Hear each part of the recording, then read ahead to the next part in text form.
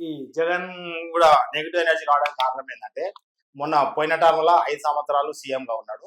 ఈయన కూడా ఏం చేసిందంటే బీద వాళ్ళకు సాయం ఎక్కువ చేసిండు. అంటే పథకాలన్నీ గవర్నమెంట్ వచ్చే ఆదాయం మొత్తము పేద ప్రజలకు మంచిగా అంటే అన్ని ఇంటికి పోయి పింఛన్ చేయడము, ఇంటికి పోయి అన్ని సామాన్లు చేయడము, వర్క్ చేయడం అన్ని అంటే మిడిల్ క్లాస్ అప్పర్ క్లాస్ పెట్టి పేద వాళ్ళకి బాగా సాయం చేసిండు. ఓకే. అయితే నేనేం చెప్తున్నా అంటే ఫోటో పెట్టి ఎవరైతే దానం చేస్తామో పింఛన్లు కానీ లేకపోతే ఏమైనా సాయం కానీ కిట్లు కానీ ఇస్తామో వాళ్ళకు ఆ ఫోటో ఇచ్చినప్పుడు మనం ఎవరమనేది తెలుస్తుంది.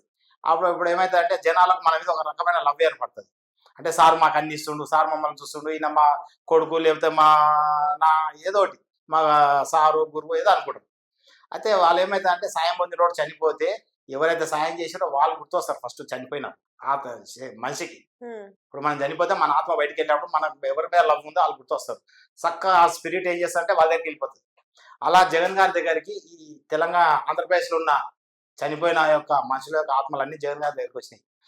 ఆయన భారీ మెజార్టీతో గెలుస్తారనుకున్నాడు. కారణం ఏంటంటే నెగిటివ్ ఎనర్జీల మూలకంగా తెలంగాణలో ఎలా జరిగిందో ఆంధ్రప్రదేశ్లో కూడా అలా జరిగింది, ఓడిపోవడం జరిగింది.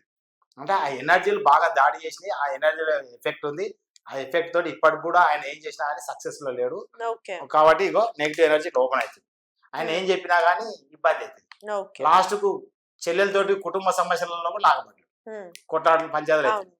అంటే అవి నెగిటివ్ ఎనర్జీలు బాగా ఇబ్బంది పెట్టి అన్ని రకాలుగా నష్టం చేస్తాయి.